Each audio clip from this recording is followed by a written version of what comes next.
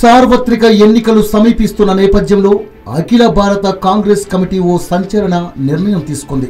ఈసారి అధికారాన్ని హస్తగతం చేసుకోవాలని భావించిన ఆ పార్టీ తమ తురుపు ముక్కను ప్రయోగించడానికి రంగం సిద్ధం చేస్తోంది. ఇందిరాగాంధీ మనవరాలు మాత్రమే కాక ఆమె పోలికలు కూడా ఉన్న ప్రియాంక గాంధీని కార్యక్షేత్రంలోకి తీసుకువచ్చింది. ఢిల్లీ పీఠానికి దగ్గరదారైన ఉత్తరప్రదేశ్లో ప్రియాంకకు కీలక బాధ్యతలు అప్పగించింది. మరి రాహుల్ తీసుకున్న ఈ నిర్ణయం కాంగ్రెస్కి లభిస్తుందా? ఢిల్లీ పీఠాన్ని తమ వశం చేసుకోవడంలో ఈ ప్రయోగం ఫలిస్తుందా అనేది యోయో వ్యూలో విశ్లేషించుకుందాం.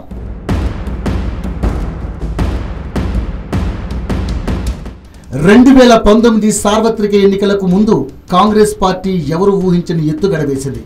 అదేంటంటే కాంగ్రెస్ పార్టీలోకి ఇందిరా మనవరాలు సోనియా తనయ ప్రియాంక గాంధీ ఆగమనం.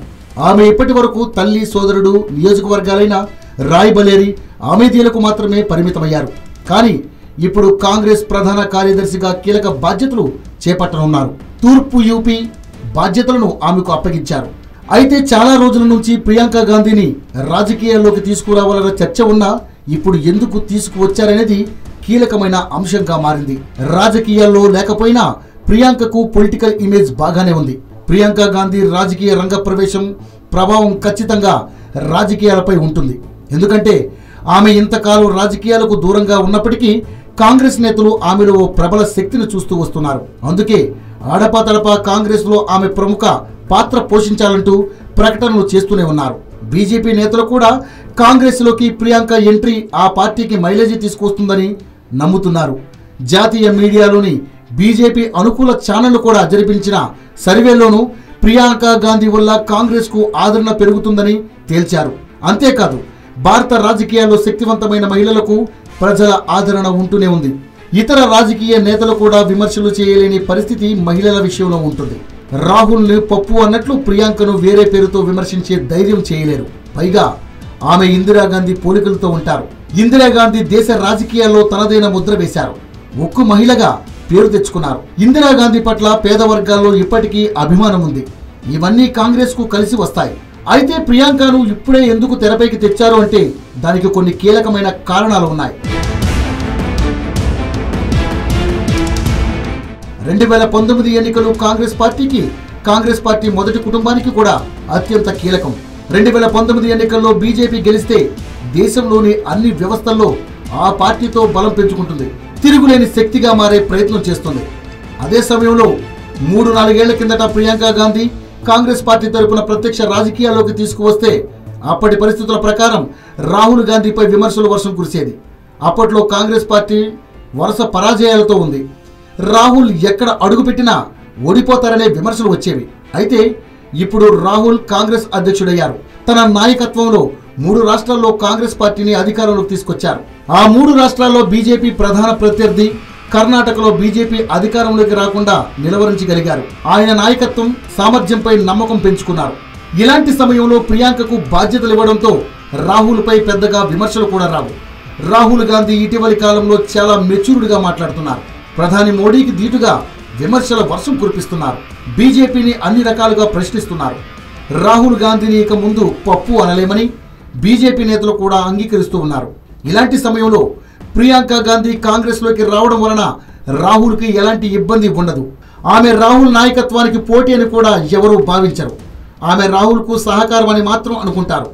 ఇప్పుడు అన్ని పార్టీల నాయకులు అదే మాట్లాడుకుంటున్నారు కాబట్టి కాంగ్రెస్లో నాయకత్వంపై వివాదం రాదు.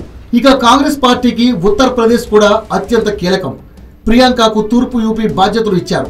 అక్కడ హిందూ ఓట్లు అత్యధికం. పూర్వాంచల్ ప్రాంతం తూర్పు యూపీలోనే ఉంటుంది. గత ఎన్నికల్లో బీజేపీ ఈ పూర్వాంచల్లో దాదాపుగా అన్ని సీట్లను గెలుచుకుంది. అందుకే కాంగ్రెస్ పార్టీ ఈ ప్రాంతంపై దృష్టి పెట్టింది. ఇక్కడ మంచి ఫలితాలు సాధిస్తే కాంగ్రెస్ పార్టీ కేంద్రంలో అధికారం సాధించే అవకాశం కూడా ఉంటుంది. 2009లో కాంగ్రెస్ పార్టీ యూపీలో 21 స్థానాలు గెలుచుకుంది. 18% ఓట్లు సాధించింది. అయితే ఆ తర్వాత పార్లమెంట్ అసెంబ్లీ ఎన్నికల్లో ఓటు బ్యాంకు బాగా తగ్గిపోయింది. అందువల్ల కాంగ్రెస్ పార్టీకి ప్రియాంక గాంధీ ఆగమనం చాలా ముఖ్యం.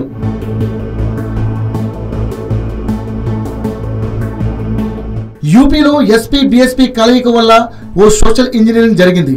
ఇప్పుడు కాంగ్రెస్ ప్రియాంక అస్త్రంతో అగ్రవర్ణాల ఓట్లను తెచ్చుకోగలిగితే అది బీజేపీకి ఇబ్బందికరం అవుతుంది. అంటే కాంగ్రెస్ పునాది పెంచుకోవడం, బీజేపీకి సీట్లు రాకుండా చేయడం ప్రియాంక రాజకీయ రంగ ప్రవేశంలో కీలకంగా చెప్పుకోవచ్చు.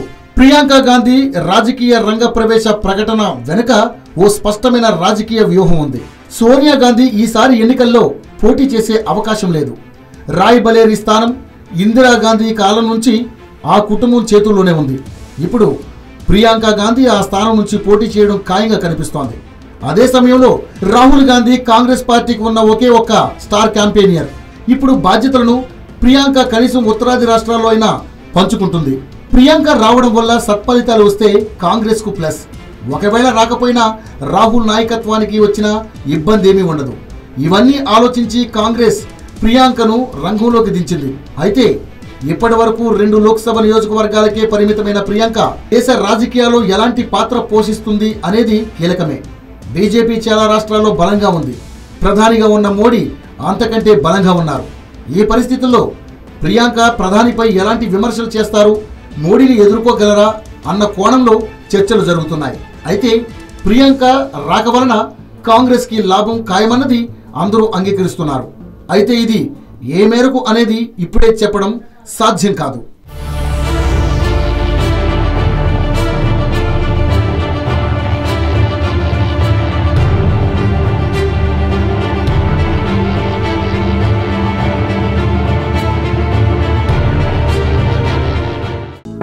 హలో, మిమ్మల్నే. యోయో టీవీ యాప్ డౌన్లోడ్ చేసుకున్నారా? ఇంకా లేదా? మీ యాప్ స్టోర్ కి వెళ్ళి వెంటనే డౌన్లోడ్ చేసుకోండి. ఈ వీడియో గనుక మీకు నచ్చినట్లయితే లైక్ చేయండి, షేర్ చేయండి అండ్ సబ్స్క్రైబ్ చేయండి.